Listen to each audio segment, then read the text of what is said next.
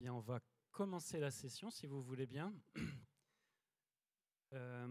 Merci déjà d'être présent. Je vais modérer cette session avec le professeur Isabelle Thomasin-Nagara, que je ne présente pas, pour toutes ses expertises. Ce que je voudrais juste vous rappeler, c'est qu'on a un timing assez serré, avec 8 communications, c'est ça, dans un timing 9 communications. Et si vous voulez bien, on va faire en sorte que vous teniez dans les 9 minutes de présentation, si c'est possible chacun, ce qui ne doit pas faire beaucoup plus que 9 ou 10 diapositives chacun. Et puis on se laissera 2-3 minutes de questions à la fin. Donc Isabelle, tu veux présenter la première intervenante? Donc la première communication va porter sur le curage axillaire après chimiothérapie néoadjuvante dans le cancer du sein. Et donc l'idée, évidemment, c'est de faire de la désescalade thérapeutique avec un état des lieux des pratiques de l'Institut Bergonié.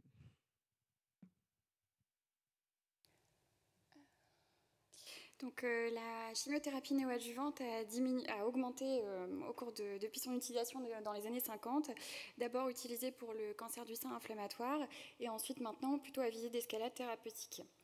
L'idée est de diminuer le taux de curage axillaire au profit de la procédure du ganglion sentinelle qui a d'abord été utilisée chez les patientes traitées par chirurgie première, puis ensuite introduit chez les patientes traitées par chimiothérapie néoadjuvante, mais toujours chez les patientes sans atteinte ganglionnaire initiale. Donc depuis 2015, on retrouve on a envie d'utiliser l'EGS chez les patientes qui étaient EN+ initialement et qui ont bien répondu à la chimiothérapie au niveau axillaire. Et donc en France, l'EGS n'est pas un standard pour ces patientes et donc notre étude a porté du coup sur cette désescalade. On s'est basé sur un travail préliminaire du docteur Deblé, qui est oncologue à l'Institut Bergonié, qui avait du coup étudié les patientes traitées par chimiothérapie néoadjuvante. Pour décrire la réponse ganglionnaire à la chimiothérapie, on s'est basé sur la classification de Sataloff. Et donc on s'est principalement intéressé aux patientes NA, c'est-à-dire les patientes qui n'avaient plus d'atteinte ganglionnaire après la chimio, et les patientes qui étaient NB, qui en fait n'étaient pas atteintes au niveau ganglionnaire initialement et qui ne l'étaient pas non plus à l'analyse finale. Donc pour ces patientes, le curage axillaire n'a pas d'utilité clinique. Il avait réalisé des courbes de survie.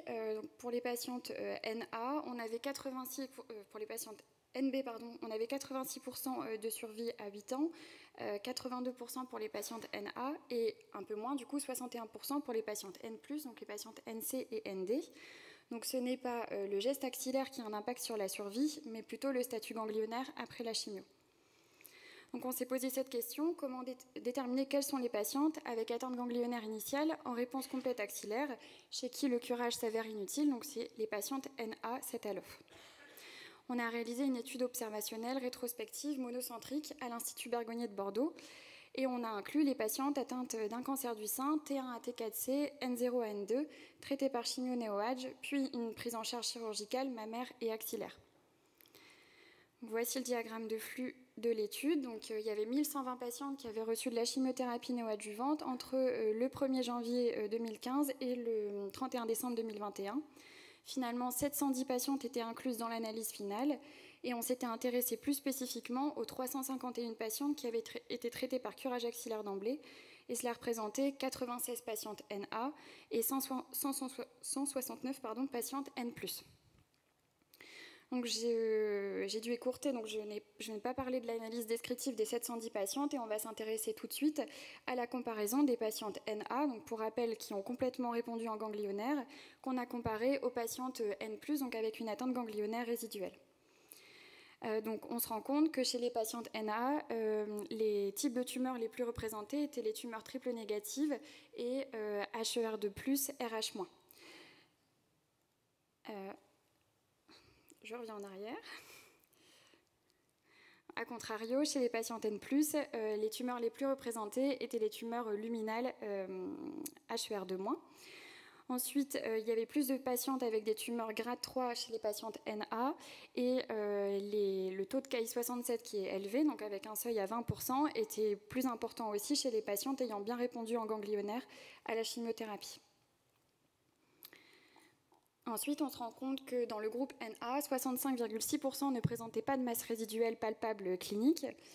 qu'il y avait 55,2% des patientes NA qui avaient bien répondu à la chimiothérapie radiologiquement, donc soit une réponse complète, soit une diminution de plus de 50%, et que les patientes avaient complètement répondu histologiquement en mammaire, donc c'est les tumeurs TA, où il n'y a pas de maladie résiduelle au niveau du sein, chez les patientes NA, donc dans 64,6%, alors que chez les patientes N+, il n'y avait que seulement 17,2% des patientes qui avaient complètement répondu histologiquement sur le sein. Donc en accord avec la littérature, la comparaison des patientes NA et N+, a montré que les éléments associés donc, à une réponse complète axillaire à la chimiothérapie sont les tumeurs triple négatives et HER2+, RH-, les tumeurs grade 3, les tumeurs avec un Ki67 élevé et les tumeurs qui avaient bien répondu cliniquement, radiologiquement et histologiquement à la chimiothérapie au niveau du sein. Donc, quelles sont les voies d'amélioration du staging post-chimiothérapie néoadjuvante chez les patientes NA-Sataloff? Donc, il y a de nombreuses études qui ont essayé de mettre en place des scores prédictifs de PCR axillaire, comme par exemple la mise en place du modèle Cantor en 2018 et qui a été repris sur une grosse étude en 2021 en l'associant au TAD, technique que je vais développer après. Ensuite, il y a d'autres études qui ont cherché à réévaluer radiologiquement le creux axillaire après la chimiothérapie, mais d'après une méta-analyse de 2021, l'imagerie n'est pas assez performante pour décrire précisément la réponse axillaire à la chimiothérapie, mais qu'une approche selon le sous-type tumoral, ça pourrait être intéressant. Donc l'objectif, c'est vraiment désescalader chirurgicalement le creux axillaire, mais sans pour autant sous-traiter le creux. Il y a des essais qui avaient été prometteurs, comme Sentina ou l'Alliance, mais insuffisants pour changer les référentiels français. En 2016, il y a une technique intéressante qui est apparue, le TAD, donc c'est la dissection axillaire ciblée, qui consiste à clipper le ganglion qui est biopsié et ensuite de le retirer en plus d'une procédure de GS après la chimiothérapie. Il y a une étude française Ghanéa 3 qui est encore en cours d'ailleurs sur ce sujet. Et l'étude de 2016, le taux de faux négatif du GS avait été diminué à 2%. Donc les sociétés américaines recommandent des normes strictes pour l'utilisation du GS, avec retrait donc, du ganglion clippé, retrait idéal de 3 ganglions sentinelles et utilisation d'un double traceur. Notre étude avait des limites, elle était rétrospective et unicentrique, donc pouvant induire un biais de sélection. Les données étaient recueillies de façon rétrospective et les effectifs des patientes par sous-groupe étant limités, on ne s'était tenu qu'à une description de la population. Donc notre étude a permis l'étude des patientes en réponse ganglionnaire a permis de confirmer sur notre population des facteurs prédictifs de PCR axillaire qui sont retrouvés dans la littérature internationale. Et donc, notre étude pourrait nous inciter donc, à modifier nos pratiques pour les patientes présentant des tumeurs avec un bon profil de réponse à la chimiothérapie en axillaire, notamment lorsqu'elles répondent bien au niveau du sein, cliniquement et radiologiquement. Donc, c'est déjà fait en Amérique. Hein. Et donc, cela pourrait nous inciter donc, à modifier nos pratiques, mais il faudrait complètement réorganiser le parcours de soins, notamment avec les radiocénologues.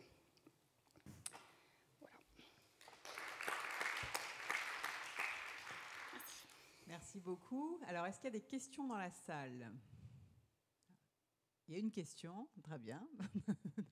Alors, peut-être qu'il faut amener le micro devant pendant que le micro arrive. Moi, j'ai une petite question. Oui. Tu parles de réponse complète en imagerie. Donc, tu imagines bien que je vais te poser la question de quelle technique d'imagerie? Est-ce que c'est de la mammo, de l'écho? Est-ce que c'est de l'IRM? Est-ce que c'est du TEP? Et si en fait c'est de l'IRM, est-ce que du coup vous êtes intéressé également à des facteurs prédictifs en imagerie qui, là il y a beaucoup de facteurs prédictifs qui sont finalement histologiques, mais assez peu de critères d'imagerie. Il y en a qui marchent, quand même certains qui ont été démontrés comme étant assez significatifs. Est-ce que du coup vous avez pu vous intéresser à cette problématique où il y avait trop d'hétérogénéité sur les imageries initiales pour pouvoir s'en servir? Oui, toutes les dames n'avaient pas forcément une IRM pré-thérapeutique. Et donc là, nous, dans notre analyse, on s'est basé vraiment, c'était la taille en écho de la tumeur. Mais dans la littérature, justement, quand ils parlent de bonnes réponses au niveau du sein radiologiquement, c'est l'IRM qui ressort et qui dit que c'est la plus performante du coup. Mais nous, on ne pouvait pas utiliser ce critère-là dans notre étude. Donc, bonjour, merci pour cette présentation. Alors, moi, j'ai une remarque et une question. La première, c'est qu'il y a eu à San Antonio cette année une étude qui a évoqué le fait qu'on pouvait que clipper versus faire un GS classique sur les patientes qui étaient devenues N0, c'était probablement équivalent. Donc ça, c'est une piste intéressante. Donc ça, c'était ma remarque. Et ma question, c'était, donc les critères que vous sortez, c'est triple négatif, grade 3, Oui. ce qui va souvent ensemble. Et est-ce que vous garderiez cette conduite à tenir sur des luminales grade 3? C'est-à-dire, parce que le grade sort probablement parce que les triple neg sortent. Oui, parce que c'est souvent associé.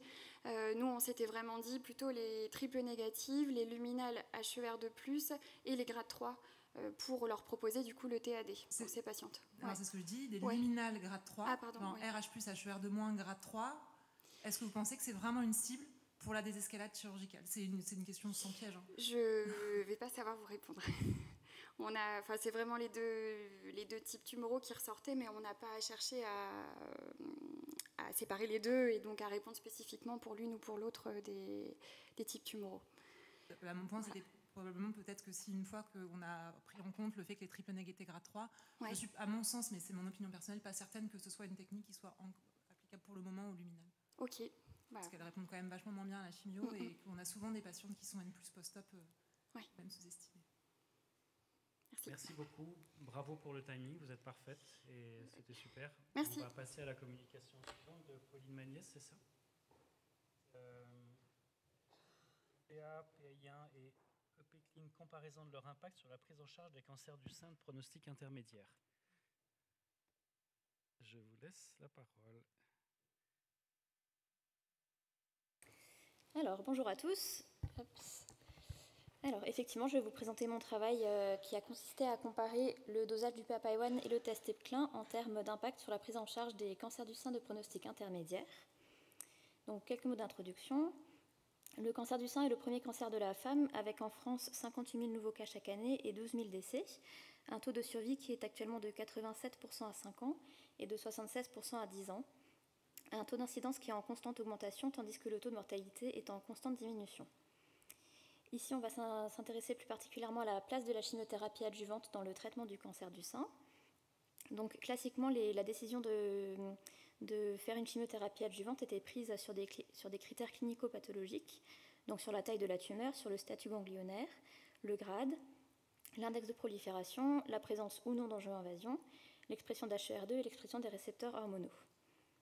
Mais ceci posait problème pour les tumeurs à risque intermédiaire, donc les tumeurs PT1C et PT2, de grade intermédiaire, hormonosensibles, sans surexpression d'HER2 et de statut ganglionnaire N0 ou N1. Et donc pour aider à la prise de décision thérapeutique pour ce type de tumeur, sont apparus de nouveaux outils que sont les signatures moléculaires et les marqueurs tissulaires.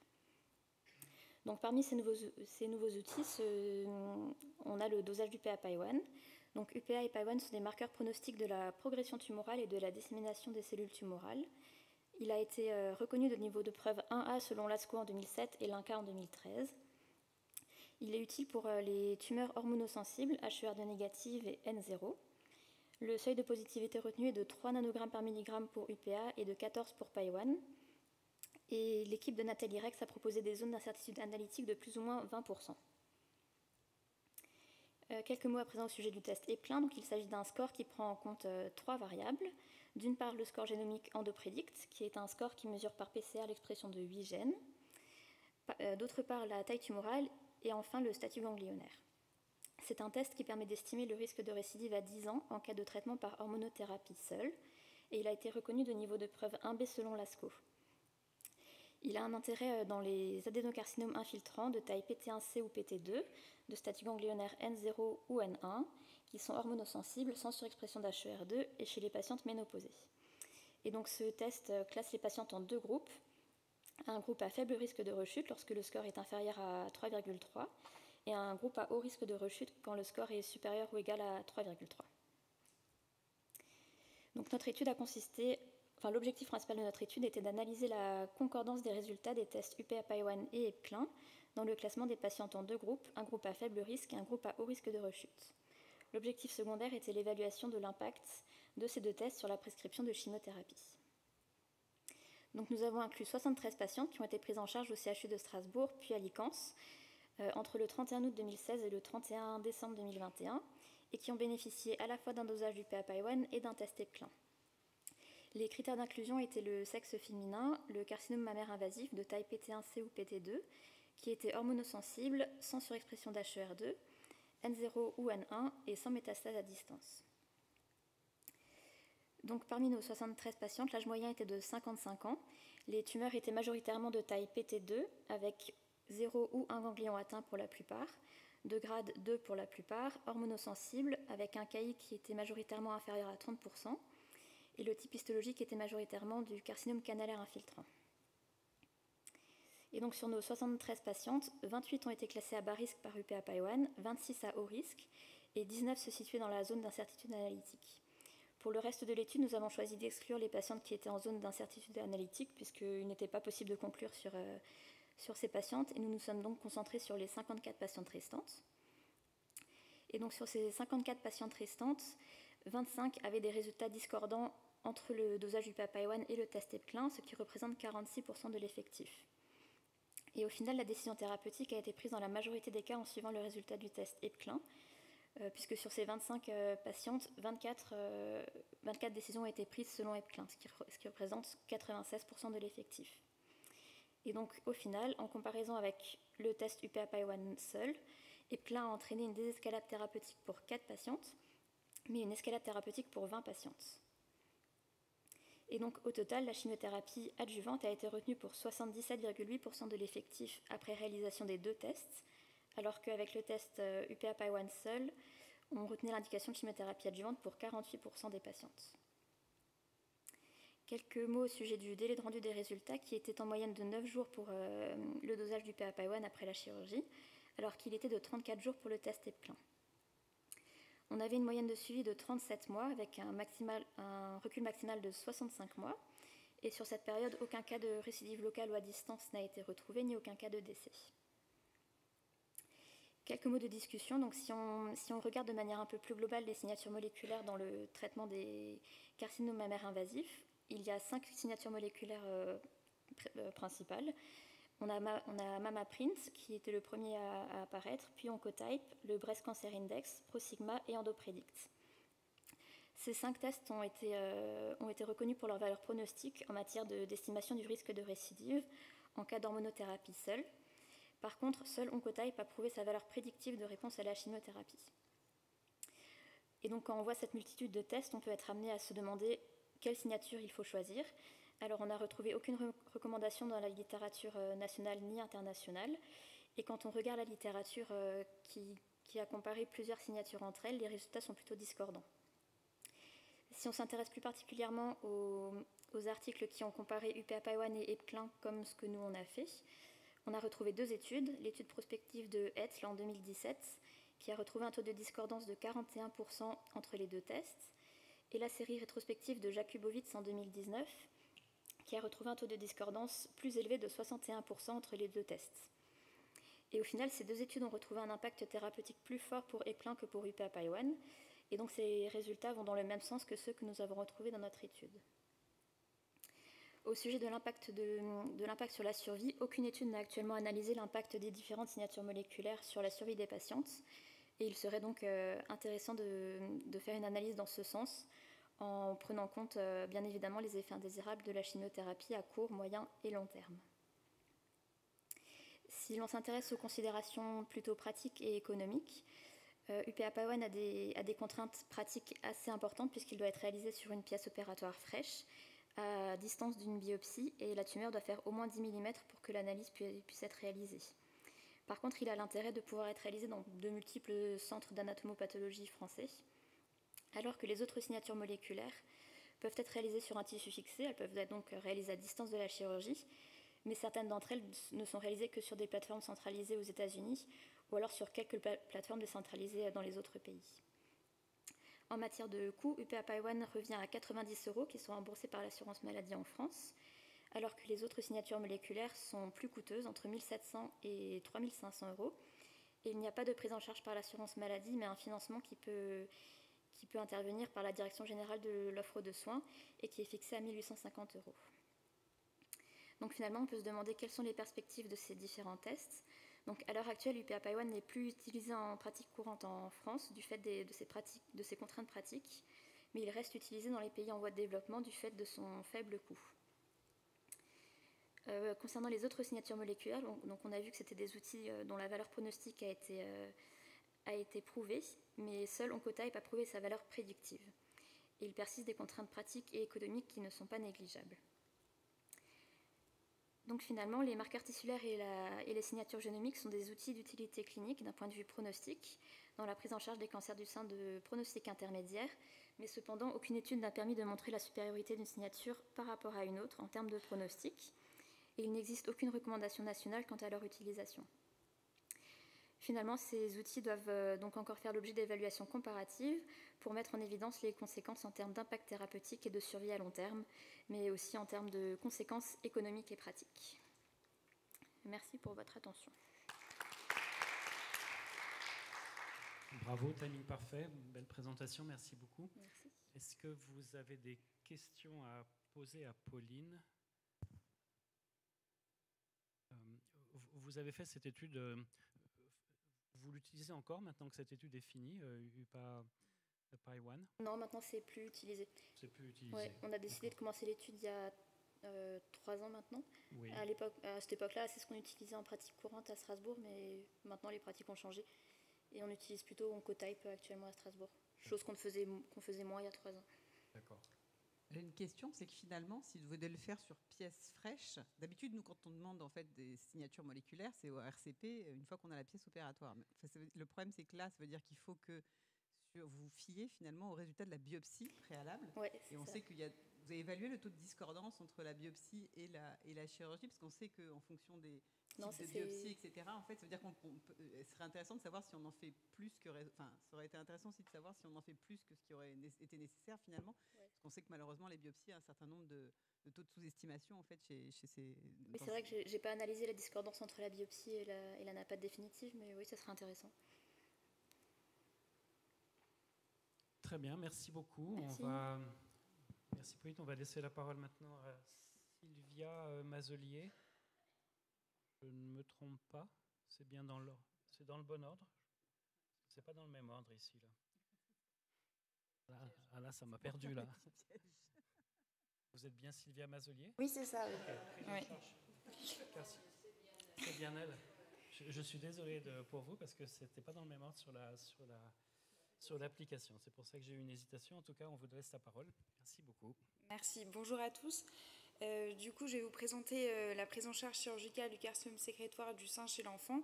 C'est un travail que j'ai réalisé avec l'équipe du professeur Matelin à l'Institut de cancérologie Strasbourg-Europe. Donc, pour commencer, le cancer du sein chez l'enfant est extrêmement rare puisqu'il concerne 1% des cancers pédiatriques et moins de 0,1% des tumeurs malignes du sein. Le carcinome du sein sécrétoire est la forme la plus fréquente chez l'enfant des cancers du sein. Il concerne 80% des tumeurs du sein. Après, on retrouve les carcinomes inflammatoires, les sarcomes et puis les lymphomes. Initialement, on l'appelait le carcinome mammaire juvénile parce qu'il était connu au départ chez l'enfant, chez l'adolescent et chez la femme jeune. Et ensuite, il a été appelé carcinome du sein sécrétoire. Il est de phénotype triple négatif, mais de bon pronostic. Il est associé à une translocation typique, qui est la translocation T12-15-P13-Q25, qui entraîne l'expression du gène de fusion ETV6-NTRK3, qui est spécifique mais qui n'est pas obligatoire. Le traitement principal donc chez l'enfant est la chirurgie, mais il n'y a aucun consensus sur les modalités de prise en charge optimale qui a pu être établi. Donc, l'objectif de l'étude était de rapporter une prise en charge chirurgicale originale d'un carcinome du sein sécrétoire chez une fille de 6 ans et de réaliser un état des lieux de la prise en charge de cette entité rare chez l'enfant. Donc, concernant le cas clinique, il s'agit d'une fille de 6 ans qui n'a aucun antécédent personnel ni familial de cancer hormonodépendant, qui consulte en présence de ses parents suite à l'apparition d'une masse rétroaréolaire de son sein droit suite à un choc direct par un ballon de football. À l'examen clinique, les deux seins sont de stade 2 de Tanner, donc avec uniquement un bourgeon mammaire. Et sur le sein droit, on arrive à palper donc une masse mobile de 1 cm en rétroaréolaire. Il n'y a pas d'écoulement mamelonnaire, pas d'anomalie cutanée ou d'adénopathie. On réalise du coup une échographie et au niveau du sein droit, à l'échographie, on retrouve une masse de 15 mm par 8 mm qui aux valeurs et à contours réguliers, avec un grand axe parallèle à la peau. Elle est classée BIRADS 6 au niveau du sein droit. À l'échographie au niveau du sein gauche, il est classé BIRADS 1 et on n'a pas réalisé d'autres examens complémentaires. Le diagnostic initial le plus probable était celui d'un hématome, donc une incision et une évacuation a été faite sous anesthésie locale. Ça a été envoyé du coup en analyse qui a conclu donc suspicion de cellules cancéreuses avec un grade nucléaire faible selon SBR. L'immunohistochimie a révélé l'absence d'expression d'HER2 et les récepteurs aux œstrogènes et aux androgènes étaient négatifs et on avait un Ki67 inférieur à 10%. Et à la biologie moléculaire, on a retrouvé donc le transcrit de fusion ETV6-NTRK3 qui est spécifique et caractéristique du carcinome sécrétoire du sein. Après discussion en réunion de concertation pluridisciplinaire, une décision de prise en charge chirurgicale a été décidée. Et donc, au départ, il a été réalisé donc, un traitement conservateur au niveau du sein, sans geste axillaire. Il a été réalisé un examen extemporané en péropératoire et les marges tumorales n'étaient pas saines. Donc, il a été décidé du coup de réaliser une résection complémentaire de l'ensemble du bourgeon mammaire, tout en préservant une partie de l'aréole. Donc, comme sur le schéma en bas à droite. L'examen anatomopathologique définitif de la pièce opératoire a confirmé du coup une masse de 15 par 11 mm qui était compatible avec un carcinome sécrétoire en marge saine et classé stade PT1C. Sur les lames d'anatomopathologie marquées donc à l'hématoxine et éosine, on retrouvait donc des cellules tumorales polygonales avec un cytoplasme éosinophile et des légères atypies nucléaires disposées selon un schéma de croissance microkystique qui simulait des follicules thyroïdiens. La patiente a été revue plusieurs fois sur un an, il n'y avait aucun signe de récidive locale ni à distance. À la consultation post-opératoire à 2 mois, on peut donc du coup observer le traitement conservateur, donc la résection du bourgeon mammaire avec une conservation d'une partie de l'aréole au niveau de son sein droit. Ensuite, nous avons fait une revue de la littérature sur cette entité rare, donc de 2000 à 2022. 33 cas ont été rapportés dans la littérature de carcinome du sein sécrétoire avant l'âge de 20 ans. dont 15 cas chez l'enfant allant de 3 à 10 ans et 18 cas chez les adolescents allant de 11 à 19 ans. Donc dans les diaporaments suivants, je vais développer, les 2 points. Donc quelles sont les différences entre le carcinome du sein sécrétoire de l'enfant et de l'adolescent et de l'adulte, et quelle est la prise en charge chez l'enfant. Donc sur le plan axillaire, le carcinome du sein sécrétoire métastase rarement au niveau des ganglions lymphatiques. Sur les 33 cas d'adolescents et d'enfants dans la littérature, l'atteinte ganglionnaire était significativement plus importante chez les adolescents. On avait uniquement un cas parmi les 15 enfants qui étaient retrouvés qui avaient une atteinte ganglionnaire, et il s'agissait d'une tumeur de type T4. La propagation lymphatique est moins fréquente chez l'enfant parce que le drainage lymphatique n'est pas encore développé. Au moment de la puberté, le tissu mammaire va augmenter en taille dû aux œstrogènes ovariens liés à l'activation de l'axe hypothalamo-hypophysaire gonadotrope, ce qui va permettre la croissance des éléments vasculaires, du tissu conjonctif, mais surtout aussi des vaisseaux lymphatiques. Le carcinome du sein sécrétoire est de bon pronostic malgré son phénotype triple négatif. Il métastase donc rarement au niveau des ganglions lymphatiques. Pour ce qui est des métastases à distance, on a retrouvé 2 cas chez l'adolescent et aucun cas de métastase à distance a été retrouvé chez les enfants. Avec cette explication, on voit bien on comprend que le cancer du sein chez l'adolescent semble plus proche de celui de l'adulte, alors que souvent le cancer du sein de l'enfant et de l'adolescent sont classés dans la même population, dans la population pédiatrique. Donc, ce qu'on pourrait dire avec ces données-là, c'est que le cancer du sein chez l'enfant est une entité différente de celle des adolescents qui, elle, du coup, semble plus proche de l'adulte. Donc, quelle est la prise en charge chez l'enfant? Il n'y a pas de prise en charge thérapeutique consensuelle en raison de cette entité rare. L'excision locale large est faite chez les patients prépubères pour préserver le tissu mammaire et assurer un développement correct du sein, mais souvent, ce n'est pas toujours possible en raison de la taille de la tumeur et de la localisation. Donc souvent, il est fait une mammectomie et donc une résection du bourgeon mammaire. Pour les tumeurs de petite taille, de type T1 et sans atteinte ganglionnaire clinique et ou radiologique, une chirurgie locale seule est faite, sans geste axillaire. C'est ce qu'on peut plutôt discuter chez l'enfant de ce type de chirurgie. Locale, seule, sans geste axillaire.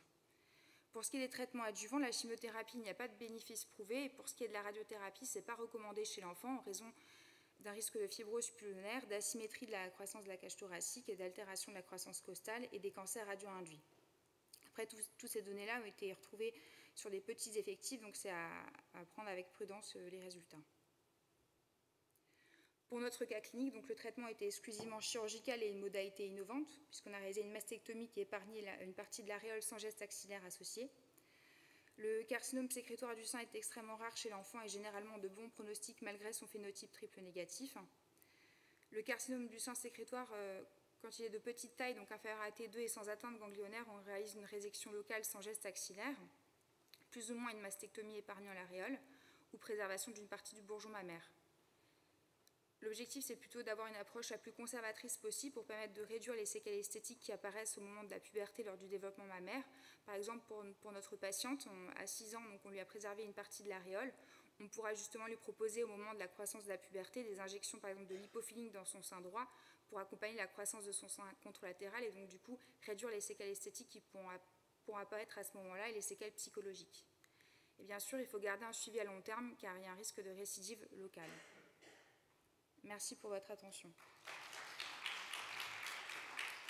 Merci beaucoup pour ce très beau cas. Franchement, moi, j'en ai jamais vu. Et j'ai été, moi, très honnêtement, si une patiente, j'ai eu des enfants qui m'ont été adressés pour des nodules en fait dans le sein, mais très honnêtement, dans le contexte clinique où elle a pris un ballon et en fait l'aspect, nous, ça évoque vraiment pas une lésion suspecte puisque ça a vraiment des contours très réguliers, etc.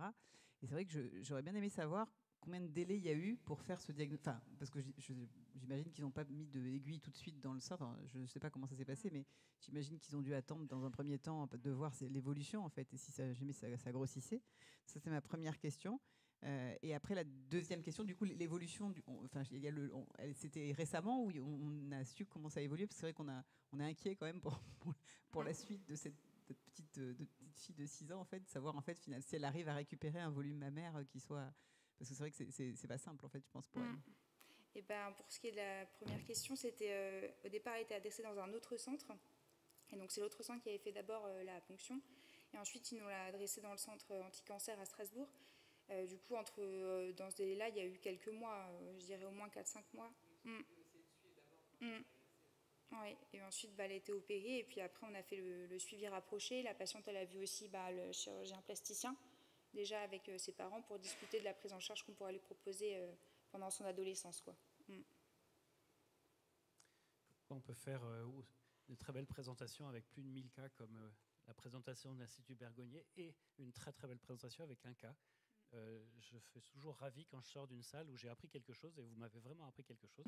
Je vous en remercie, bravo. Merci. Je voulais vous dire j'en ai opéré 50 mais vous n'allez pas me croire. Juste titre. Merci beaucoup, c'était super. Merci. On va donner maintenant la parole alors à Marie. C'est Marie. Le problème, c'est que c'est écrit trop petit pour qu'on voit les titres, donc on va attendre que la première diapo s'affiche et nous allons en live nous présenter cette présentation. Donc c'est mastectomie totale en ambulatoire depuis la mise en place d'un dispositif infirmier d'accompagnement et suivi post-ambulatoire à domicile, une série de plus de 1000 patients. Bonjour à tous, je suis assistante au Centre de lutte contre le cancer Henri Becquerel à Rouen et je vais vous parler de ce dispositif nommé Diaspad qu'on a mis en place en 2017.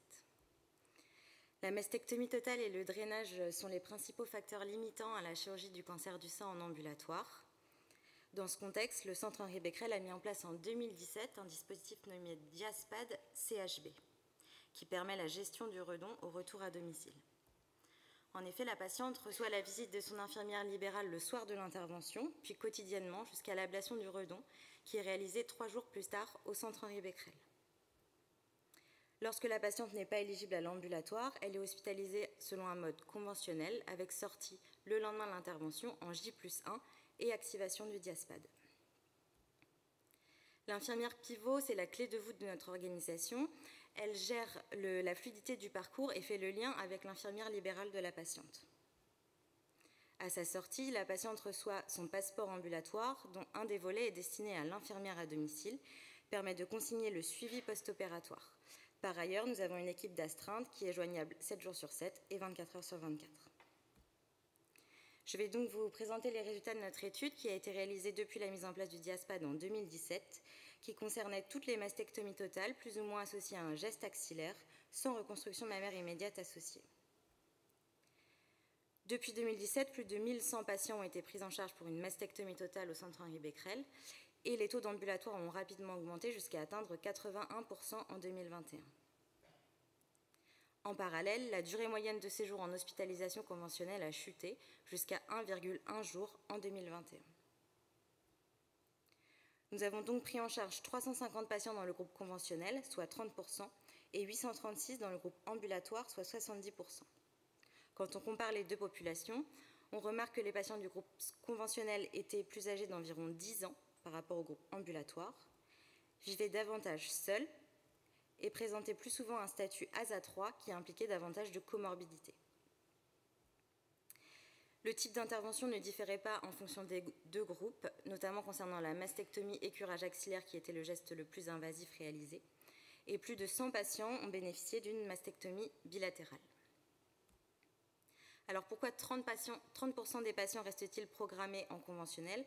Principalement parce qu'ils vivent seuls dans plus de 50% des cas, pour une contre-indication médicale ou chirurgicale dans 40% des cas, refus du patient dans 7% ou cause organisationnelle avec une patiente programmée trop tardivement pour recevoir la visite de son infirmière à domicile le soir de l'intervention.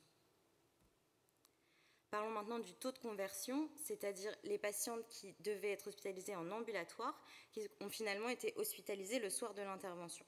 Ce taux est à 5,4%, mais il est tout de même à pondérer, car le premier motif reste le retour de bloc tardif, c'est donc un motif organisationnel et non médical dans 22% des cas. Il existe aussi les complications hémorragiques dans 36% des cas, l'angoisse du patient du retour à domicile le soir même dans 16% des cas, et enfin nécessité de surveillance médicale pour nausées, vomissements, troubles de la vigilance ou encore tachycardie. La quasi-totalité des patients ont bénéficié d'une anesthésie multimodale, c'est-à-dire générale associée à une procédure loco-régionale de type bloc paravertébral ou PEX-bloc. Et c'est ce qui explique notre chiffre de douleur moyenne à J1 déclaré inférieur à 1 sur 10 dans les deux groupes. Par ailleurs, la quasi-totalité des patientes avaient repris une alimentation à J1 sans nausées ni vomissements. 3% des patients dans chaque groupe ont été réopérés pour drainage d'hématome. 4% dans le groupe ambulatoire ont été réhospitalisés et 1% dans le groupe conventionnel. Alors pourquoi sont-ils réhospitalisés? Principalement pour des complications hémorragiques, soit des hématomes repris au bloc, soit simple surveillance des saignements sans reprise au bloc. Pour infection dans le groupe ambulatoire, puis pour des motifs plus épisodiques, vertige, tachycardie, douleur ou syndrome de glissement. Nous avons réalisé une enquête de satisfaction chez des patientes âgées de 70 ans et plus, et la note attribuée concernant leur prise en charge avec le Diaspad était à 9,2 sur 10. Alors que faut-il retenir de tout ça? Principalement, l'âge ne doit pas être un facteur d'autocensure chirurgicale, et que c'est plutôt l'âge physiologique préopératoire qui compte. Cette étude a soulevé la contrainte organisationnelle de l'ambulatoire. Effectivement, 22% des patients ont été convertis car ils étaient rentrés trop tardivement du bloc. Cela soulève la contrainte organisationnelle de l'ambulatoire, d'autant plus lorsqu'on atteint des taux très élevés. Il faut surtout retenir que la mastectomie totale en ambulatoire est réalisable sans altération de la qualité ni de la sécurité des soins, que le succès de celle-ci est largement influencé par l'adaptation de l'anesthésie au mode ambulatoire et la préparation des patientes au retour à domicile avec un drain. La collaboration et la coordination des équipes est essentielle et les professionnels de santé doivent être entraînés mais surtout convaincus des bénéfices de l'ambulatoire. Je vous remercie pour votre attention. Bravo, très intéressant. J'ai du mal à savoir en France quelle est la proportion des mastectomies totales qui sont faites en ambulatoire. Et le premier centre au niveau national. Après la proportion, en fait, il y a beaucoup de papiers qui sont faits sur les tumorectomies, beaucoup d'ambulatoires évidemment sur les tumorectomies, peu de papiers sur les mastectomies. C'est très intéressant. J'ai deux questions principales. La première, je suppose que ça suppose une anticipation entre l'infirmière pivot et l'infirmière libérale. étant entendu que les patientes que vous prenez en charge sont quand même d'un rayon géographique qui doit être assez important, pas forcément dans votre ville, où c'est généralement plus facile à organiser. Comment est-ce que c'est fait, l'infirmière pivot? Alors en fait, c'est un poste. Une infirmière définie? Alors ça dépend. C'est un poste qui a été créé vraiment avec le Diaspad. L'infirmière pivot, ça n'existait pas auparavant. C'est un peu comme l'infirmière de coordination en oncologie. Et soit il y a eu des formations qui ont été faites pour les infirmières libérales de la région. Donc il y a plein d'infirmières qui sont formées pour ça. Donc soit la patiente donne le nom de son infirmière libérale qu'elle a déjà, on voit si elle s'occupe du Diaspad, et dans ces cas-là, le lien il est très rapidement fait. Soit on a une liste de professionnels de santé autour du domicile de la patiente, et dans ces cas-là, on l'aide pour trouver son infirmière libérale. Ok. J'avais dans mon esprit un frein, et nous ne le faisons pas, ou presque pas dans notre service. On a toujours des bonnes raisons pour ne pas le faire, ou plus exactement des mauvaises raisons.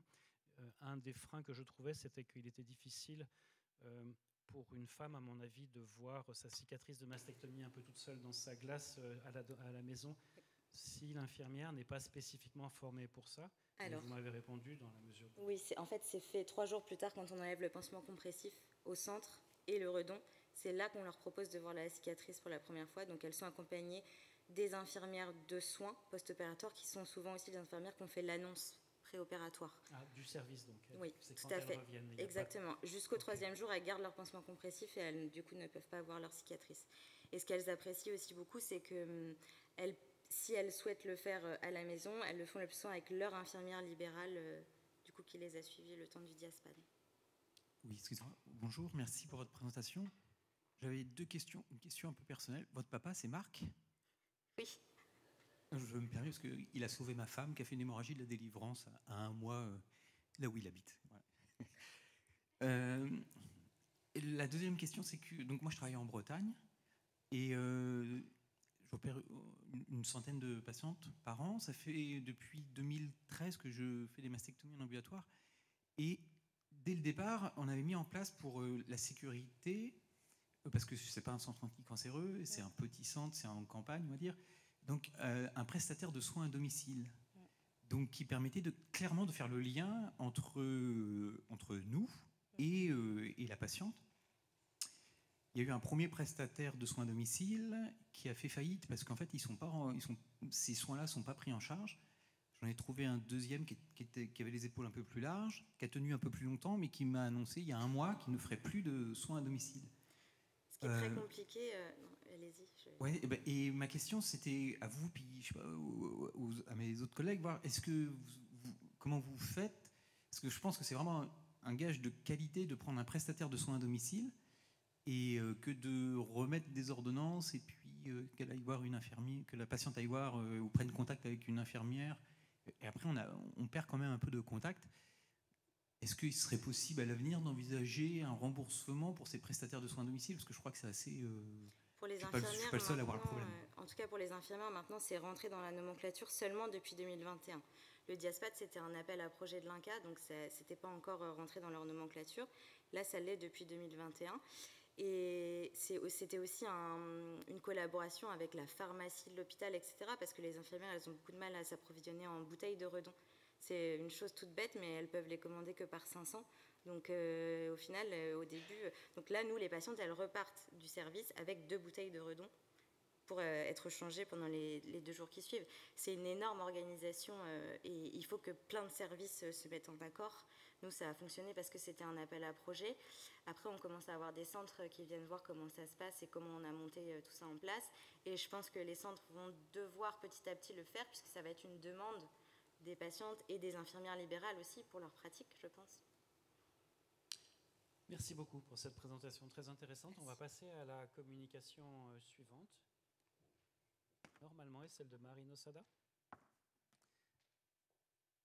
Signature moléculaire dans le carcinome canalaire in situ, une revue systématique et une méta-analyse. Bonjour à tous. Donc effectivement, je vais vous parler des signatures moléculaires dans le carcinome canalaire in situ au travers d'une revue systématique et d'une méta-analyse. Donc le carcinome canalaire in situ, il représente 15% de l'ensemble des cancers du sein aux États-Unis, 12% en France, et il a une incidence qui est en augmentation, d'une part du fait du dépistage, mais également de l'augmentation des facteurs de risque. L'objectif de traitement de ce carcinome canalaire in situ, c'est surtout de diminuer le risque de développer un carcinome invasif. Le traitement consiste en général en une prise en charge chirurgicale, qu'elle soit totale ou conservatrice, et dans le cas où elle est conservatrice, on y associe une radiothérapie adjuvante. Et la place de cette radiothérapie adjuvante, après traitement conservateur, est actuellement débattue. D'une part parce que si elle diminue effectivement le risque de rechute locale et régionale, il n'y a pas de bénéfice démontré en termes de mortalité, et elle pourrait augmenter le risque d'avoir un cancer du sein contralatéral. On est dans un contexte de surtraitement de ce carcinome canalaire in situ, avec un objectif de désescalade thérapeutique. Le problème, c'est qu'il est difficile d'identifier les formes à haut risque qui pourraient être plus à même de se transformer en forme invasive et donc qui pourraient être potentiellement plus à même de bénéficier de la radiothérapie adjuvante. Et donc dans ce contexte, il y a des signatures moléculaires qui ont été développées pour stratifier ce risque, et notamment Oncotype DX DCIS et Decision RT, qui vont venir évaluer le risque à 10 ans de récidive et venir prédire le bénéfice de la radiothérapie adjuvante. Donc l'objectif de notre travail, ça a été d'évaluer chez les femmes qui ont un carcinome canalaire in situ traité par chirurgie conservatrice l'impact de la radiothérapie sur la récidive locale, in situ ou invasive, selon la stratification du risque par les signatures moléculaires. Pour ce faire, on a inclus 5 études qui étaient des études prospectives ou rétrospectives qui concernaient des femmes avec un CCIS traitées par chirurgie conservatrice et qui ont bénéficié d'une signature moléculaire. On a comparé celles qui avaient bénéficié d'une radiothérapie versus celles qui n'en avaient pas eu, et on a regardé la récidive locale, donc en invasif ou en in situ. Donc ici, on a les résultats. Donc, on avait 3 études pour Decision RT, 2 pour Oncotype DX DCIS. Le nombre total de patientes incluses était 3478. Et globalement, on voit une diminution significative du risque à 10 ans de récurrence pour les patientes qui étaient classées à haut risque et un bénéfice significatif de la radiothérapie adjuvante dans les groupes classés également à haut risque. Ensuite, on a fait une méta-analyse. Ici, on voit le risque absolu de récidive locale. Donc pour Oncotype DX, ça n'a pas pu être réalisé parce qu'il n'y avait que 2 études, dont une qui ne regardait pas la place de la radiothérapie. On voit que le risque de récidive locale, il est plus élevé quand il y avait juste un traitement conservateur seul, mais que la différence de récidive entre traitement conservateur seul et traitement conservateur plus radiothérapie, la différence entre les deux était plus importante dans les groupes à haut risque. Elle était de 20% dans le groupe à haut risque pour l'étude de Weinmann, alors qu'elle était de 5% quand les signatures classaient la patiente bas risque, par exemple. Ensuite, on a regardé les rapports de risque. Ici, on est sur le cas des récidives invasives. Donc, quand les patientes étaient classées à haut risque, on avait une place de la radiothérapie adjuvante qui était statistiquement significative pour diminuer le risque de récidive dans les cancers invasifs, alors que dans les bas risques, on n'était pas statistiquement significatif. Et pour les récidives totales, que ce soit haut risque ou bas risque, on était tous les deux significatifs. Donc, dans les groupes à haut risque, la radiothérapie adjuvante a un bénéfice démontré pour tout type de récidive, invasive ou in situ.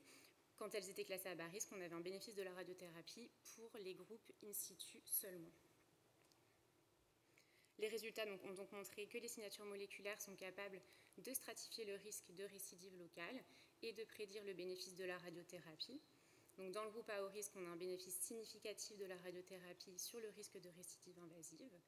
Dans le groupe à bas risque, un bénéfice significatif de la radiothérapie sur le risque de récidive in situ uniquement. Et donc ces signatures moléculaires pourraient nous amener une désescalade thérapeutique en diminuant la radiothérapie adjuvante dans 31% des cas pour Oncotype DX DCIS et dans 20% des cas pour Decision RT. Et de plus, inclure ces signatures moléculaires, ça pourrait donc changer les pratiques sans augmenter le coût thérapeutique. Ces signatures stratifient le risque de manière indépendante des autres outils de calcul de risque qui peuvent être utilisés. Notre étude, ses limites, c'est qu'on n'avait pas d'analyse de la mortalité par cancer du sein. Par contre, on évaluait un risque à 10 ans avec des données homogènes entre les 2 signatures et un grand nombre de patientes incluses. En conclusion, donc chez les femmes qui sont traitées avec une chirurgie conservatrice pour un carcinome canalaire in situ, Les signatures moléculaires pourraient prédire le risque de récidive et également le bénéfice de la radiothérapie. Il y a d'autres perspectives qui sont en cours, d'autres pour les désescalades thérapeutiques en regardant si on ne pourrait pas faire juste de la surveillance active et éviter la prise en charge chirurgicale avec des essais en cours, et également des recherches fondamentales en cours pour mieux comprendre les bases de l'invasion de la membrane basale. Merci de votre attention. Merci beaucoup. Est-ce qu'il y a des questions dans la salle ? Alors moi, j'ai 2 petites questions. C'est une méta-analyse, hein, donc j'imagine qu'il n'y avait pas toutes les datas sur les profils, mais est-ce qu'on avait la notion du grade de ces in situ dans différentes études, la taille du coup du type de chirurgie qui avait été faite pour avoir une notion en fait finalement de sous-groupes ou voilà, parce que c'est vrai que c'est très hétérogène finalement les in situ, et c'est vrai que ce serait intéressant d'avoir la notion de quel sous-type finalement on a à faire. Oui, c'est ça, tu n'avais pas assez de données probablement.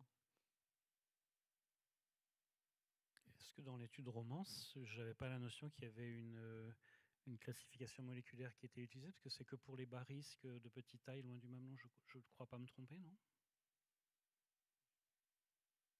Comment? Chez les femmes au-delà d'un certain âge, effectivement. Est-ce que vous pensez que c'est l'heure de s'atteler à faire ces évaluations moléculaires maintenant dans les carcinomes in situ? Il faut qu'on le fasse dans nos pratiques ou pas encore? Ça. Professeur Matelin, qu'en pensez-vous?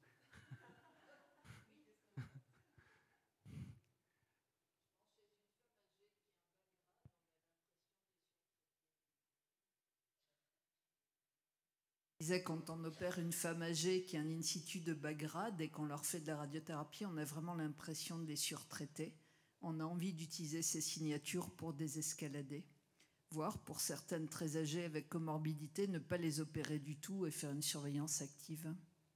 Oui, deuxième facette très intéressante, pour la première facette, c'était le sens de ma question sur Romance. Romance inclut, indépendamment d'une classification moléculaire, des patients âgés à bas risque pour les randomiser entre pas de boost, je crois, versus boost, c'est ça?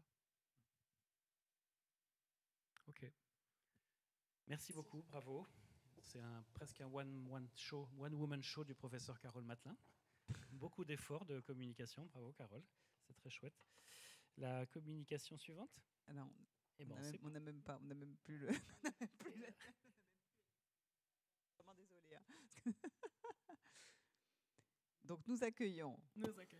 Attention, le suspense est à son comble. Voilà. Donc du coup, Jeanne Piketty, oui. Qui va nous parler de la prédiction du statut. Ah bah vas-y. Alors du coup là, comment alors le bon titre. Alors si tu vas le dire en fait, tu vas le dire bien mieux que nous. On t'écoute.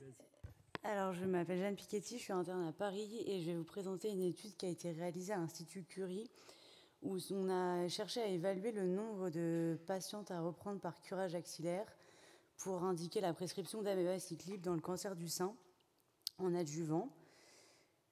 Donc depuis plusieurs années, on assiste à une désescalade chirurgicale sur le plan axillaire des patientes prises en charge pour les tumeurs du sein, avec notamment 2 grandes études, l'étude ACOSUG et l'étude AMAROS, qui ont comparé respectivement le GS puis le curage axillaire versus le GS seul, et la radiothérapie axillaire versus le curage axillaire. Et ils n'ont pas montré de différence en termes de survie sans récidive et de survie globale. Et donc depuis, on ne reprend plus les patientes par curage axillaire qui auraient un GS positif. Récemment, en 2020, a été publié un essai, l'essai Monarch, qui s'est intéressé à la place des anti-CDK4/6 dans la prise en charge des tumeurs luminales à haut risque de récidive, et donc en adjuvant. Ils ont comparé l'abemaciclib associé à une hormonothérapie versus une hormonothérapie seule en adjuvant. Et les résultats sont en faveur, donc simplement sur la survie sans récidive. Les résultats sur la survie globale ne sont pas encore publiés, mais ces résultats sont en faveur du groupe traité par abemaciclib. Et concernant leurs critères d'inclusion dans cette étude, ils étaient de 2 types. C'était principalement pour les patientes qui avaient des tumeurs à haut risque de récidive, donc soit sur le côté tumoral, avec des patientes qui avaient des grandes tumeurs de plus de 5 cm, de grade élevé et de Ki-67 élevé, Et dans ce contexte-là, un seul ganglion axillaire positif suffisait pour qu'elle soit inclue dans l'analyse, enfin dans l'essai. Ou alors des patientes prises en charge pour une tumeur de plus petite taille, de grade 1 ou 2. Et à ce moment-là, ces patientes devaient avoir un critère axillaire, c'est-à-dire être N2, donc avoir 4 ou plus de ganglions axillaires positifs pour être inclus dans l'essai.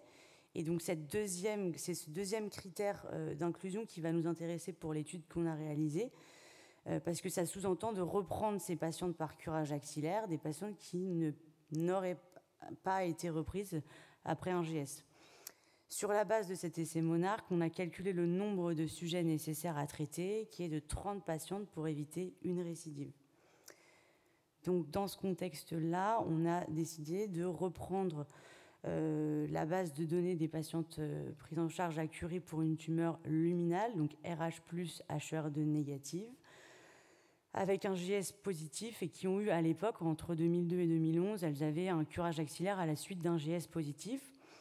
On a exclu les patientes qui avaient une indication d'abemaciclib selon l'essai Monarch sur le premier critère que je vous ai cité, sur le haut risque tumoral, de grande tumeur, de plus de 5 cm, de grade élevé et de Ki-67 élevé.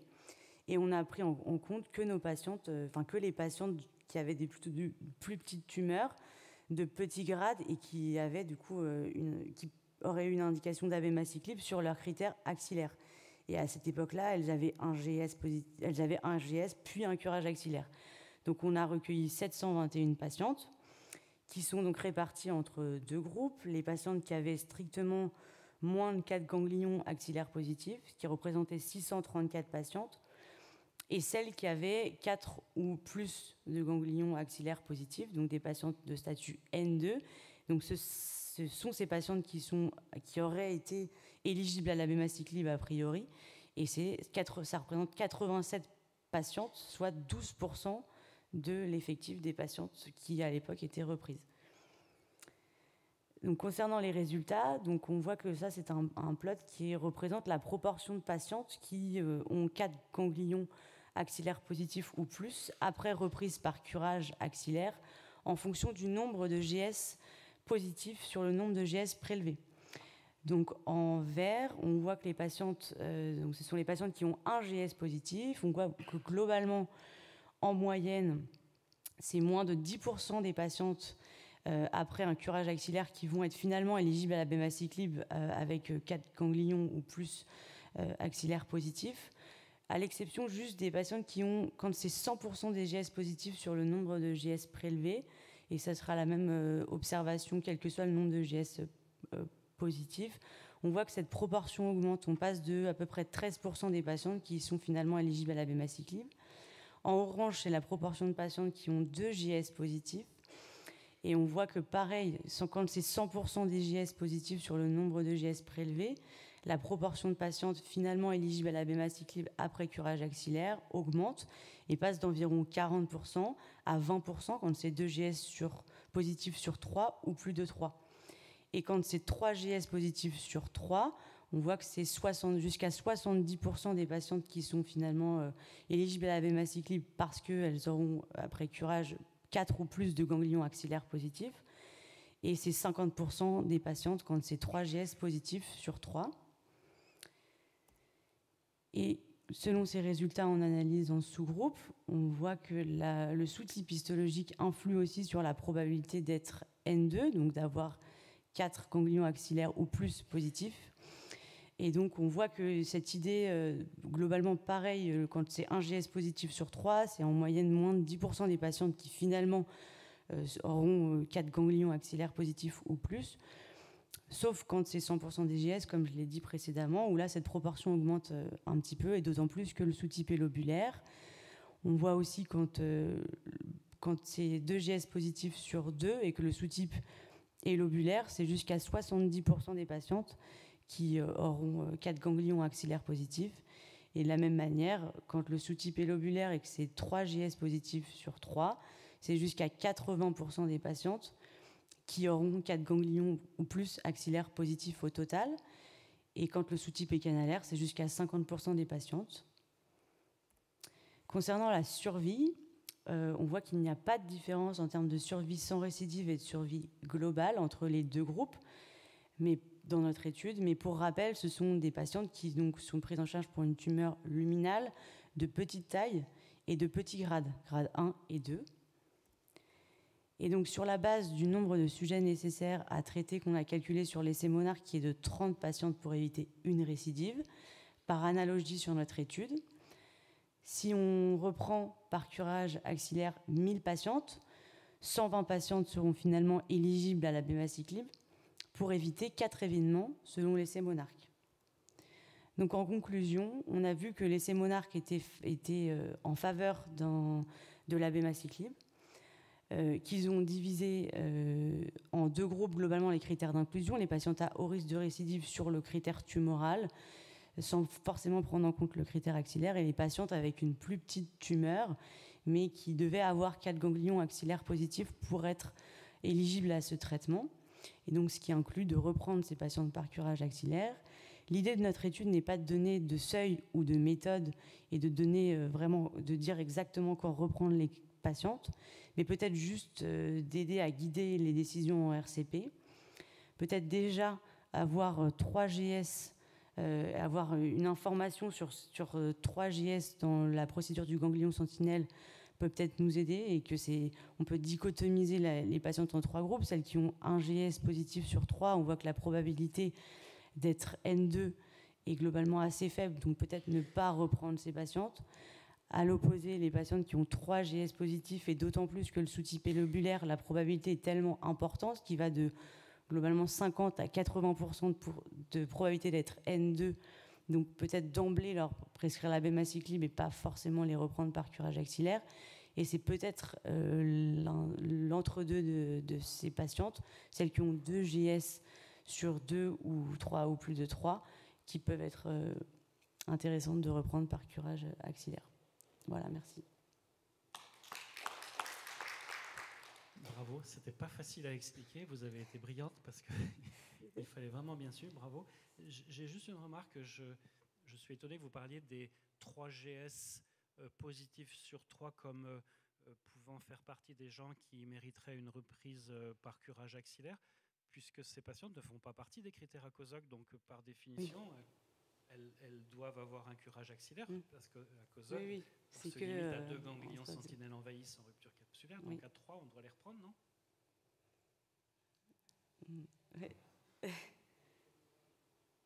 Quelqu'un veut faire ? Oui, Charles ?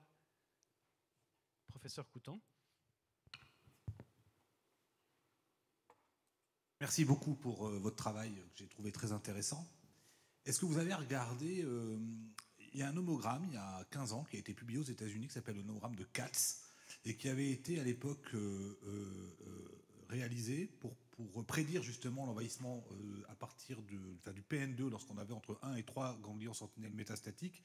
À l'époque, c'était pour l'éligibilité de la radiothérapie de paroi, puisqu'aux États-Unis, on faisait la radiothérapie de paroi à partir des PN2, et donc il y avait eu ce modèle mathématique qui avait été créé aux États-Unis, qu'on a validé, nous, dans une étude prospective multicentrique française, qui s'appelle l'étude NOTGS, et qui avait montré sa grande performance pour prédire l'envahissement de 4 N+, ou plus. Est-ce que vous avez regardé ça ? Parce que nous, on est en train de travailler sur un sujet équivalent. Et je pense que ce serait intéressant qu'on fasse un travail en commun sur ça pour mutualiser nos données et évaluer ce modèle-là, parce que je pense qu'il peut quand même avoir un intérêt sur justement cette discussion qui pourra se faire qu'au cas par cas, en excluant, comme l'a dit le professeur Golfier, ça c'est très important, déjà toutes les patientes qui auront 3 ganglions sentinelles métastatiques, puisque c'est une indication de curage axillaire, et en excluant bien sûr celles qui ont déjà une indication d'abémaciclib sur les autres critères, comme vous l'avez très bien fait dans votre travail. La deuxième chose, et je voudrais quand même leur dire ici, aujourd'hui l'abémaciclib n'est pas remboursé dans cette indication, il faut le dire, parce qu'on voit apparaître une explosion de prescription de l'abémaciclib en adjuvant dans les cancers du sein, mais voilà, aujourd'hui c'est pas remboursé et il faut donc respecter les règles, je pense, en vigueur aujourd'hui. Merci beaucoup pour cette très belle présentation. On va passer à la communication suivante, Isabelle. La dernière communication, normalement, c'est Louise Benoît qui va nous parler en fait de l'impact des polluants sur la progression métastatique du cancer du sein.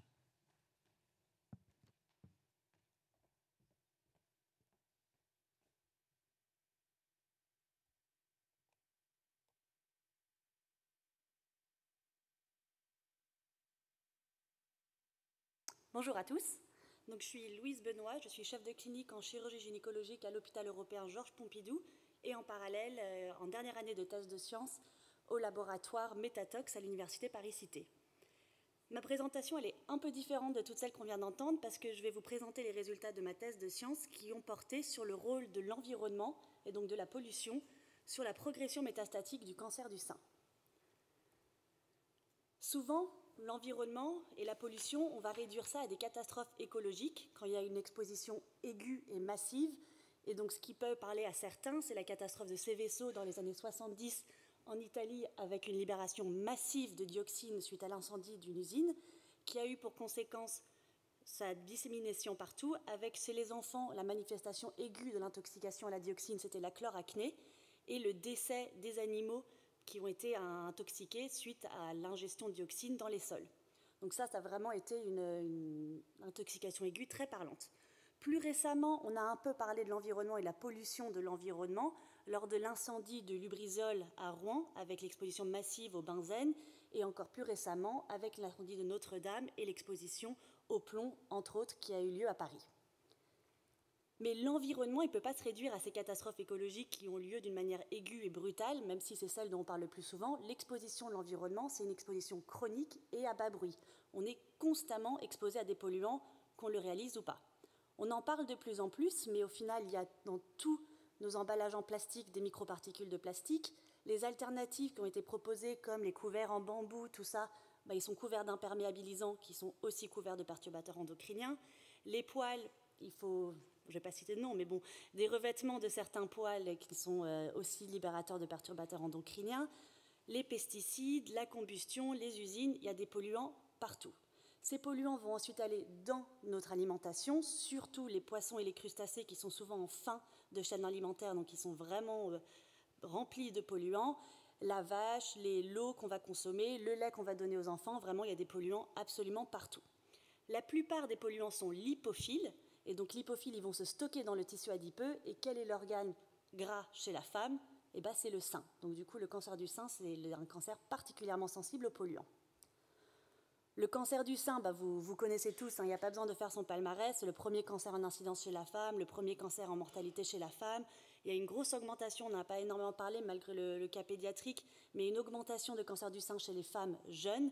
Donc vraiment, le cancer du sein, c'est quelque chose d'actualité. Et l'hypothèse qu'on a fait pour ma thèse de science, c'était que les polluants qui étaient présents dans l'environnement, ils seraient un facteur de risque d'agressivité du cancer du sein, justement en se stockant dans le tissu adipeux du sein. Malheureusement, je ne peux pas vous présenter en détail tous les résultats qu'on a fait pendant ces 3 dernières années. Je vais juste vous parler très rapidement de ce qu'on a trouvé, juste un peu pour vous sensibiliser à cette problématique. Donc ça s'est divisé en 3 parties. Une partie épidémiologique sur une cohorte de patientes opérées chez qui on a mesuré les polluants. Une partie fondamentale, vraiment in vitro, sur laquelle on a regardé des cellules du cancer du sein et les modifications après l'exposition aux polluants.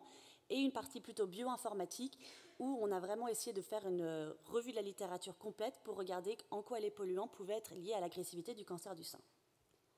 Pour la partie épidémiologique, on a une cohorte de patientes à l'hôpital européen Georges Pompidou qui s'appelle la cohorte Métapop, qui comprend toutes les patientes qui ont été opérées d'un cancer du sein.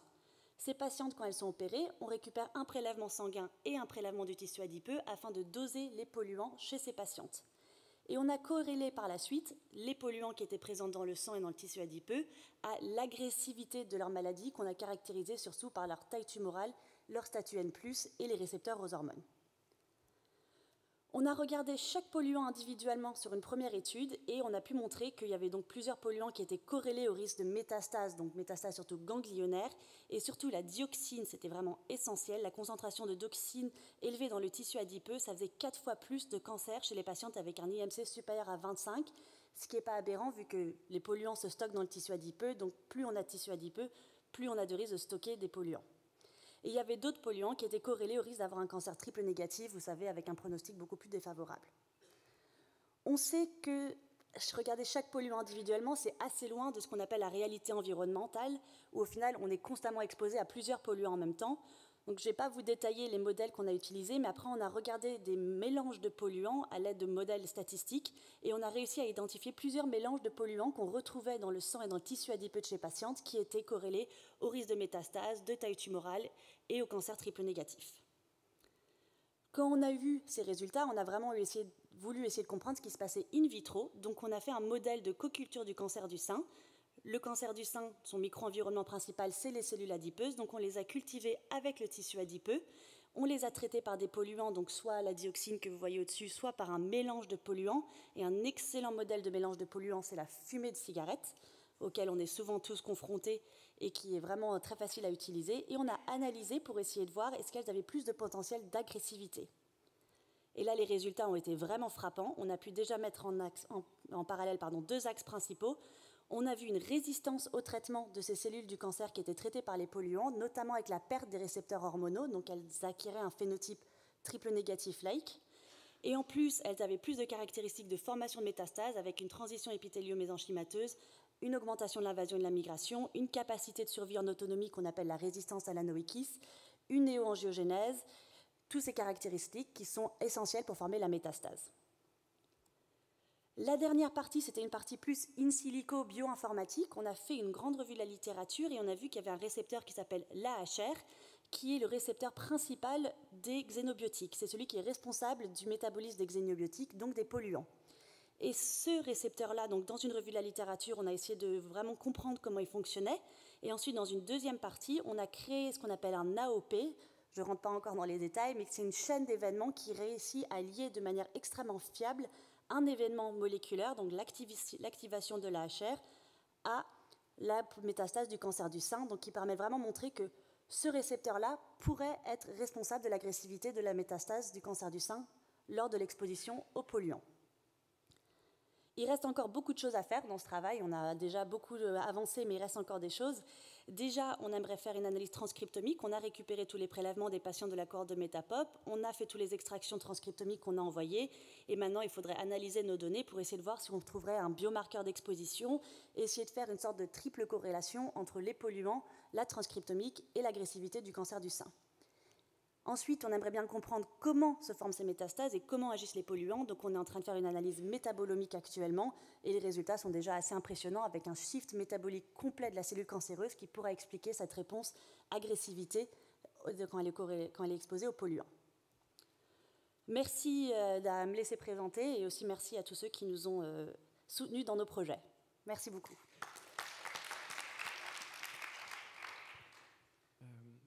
Bravo pour cette présentation. Je suis toujours inquiet quand on parle d'environnement parce qu'en général, on dit tout et n'importe quoi et c'est absolument fondamental d'avoir des travaux scientifiques comme vous le faites pour essayer de formaliser un petit peu ces relations entre environnement et cancer. Donc vraiment bravo pour votre travail.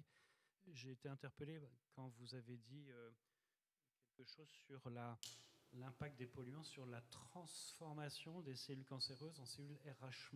Est-ce que vous signifiez que vous avez pu montrer qu'il y avait une transformation de cellules RH+ en RH-? C'est ce que je dois comprendre?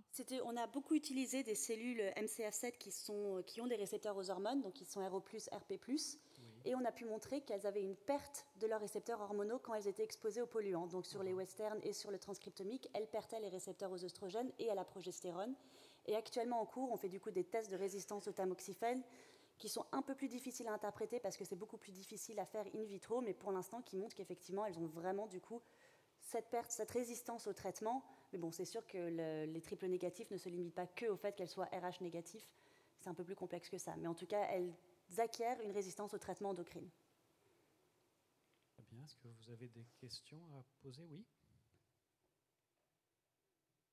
Il faut qu'on aille habiter sur la Lune, je crois. Non, justement, on fait beaucoup de communication là-dessus actuellement et c'est vraiment, il faut rester... On a déjà fait un MOOC l'année dernière sur la santé environnementale, mais ça, c'était à viser des étudiants en santé. Et là, cette année, on fait beaucoup de travaux sur justement les patientes, les informer et surtout rester raisonnable. Et il y a des tout petits gestes qui changent tout et on communique beaucoup là-dessus pour essayer d'alerter sans inquiéter. Alors, juste une petite remarque déjà, très beau travail, merci. Ensuite, j'avais une petite question. Du coup, vous parlez d'analyse transcriptomique à venir. C'est des analyses transcriptomiques que vous allez faire sur du coup, les cellules cancéreuses, sur les adipocytes de proximité dont vous parliez, ou sur le micro-environnement tumoral? Parce qu'on sait que notamment sur l'aspect métabolique, plus les patientes sont en surpoids, plus leur glycolyse est perturbée, mais plus leur infiltrat humain est spécifique aussi. Alors, on a déjà fait cette analyse transcriptomique, on a déjà les résultats. C'était un peu lourd, donc je ne vous ai pas présenté, mais c'était sur les prélèvements tumoraux. On ne pouvait pas récupérer la tumeur chez les patientes, vu qu'elle était partie en histologie. Donc, c'était le prélèvement péritumoral adipocytaire. Donc, c'est sûr que ce n'est pas le cancer qu'on avait, mais c'était les cellules autour, les cellules adipocytaires. Du coup, il faudra prendre ça en perspective, mais ça nous donne quand même un peu une idée d'une signature transcriptomique qu'on peut retrouver dans le tissu adipeux péritumoral. Si, ce serait intéressant, parce que ça voudrait dire que ce serait une signature, du coup, finalement, du micro-environnement péritumoral. Exactement. Qui permettrait de savoir quel est le sur-risque de développer un cancer du sein et quel est le sur-risque pour ces cancers du sein d'être agressifs. Oui, pour l'instant, on n'a pas fait de travaux sur l'incidence du cancer du sein, on est uniquement sur l'agressivité. Donc ça serait justement sur le statut N+. Mais l'incidence peut-être plus tard, on verra. D'accord.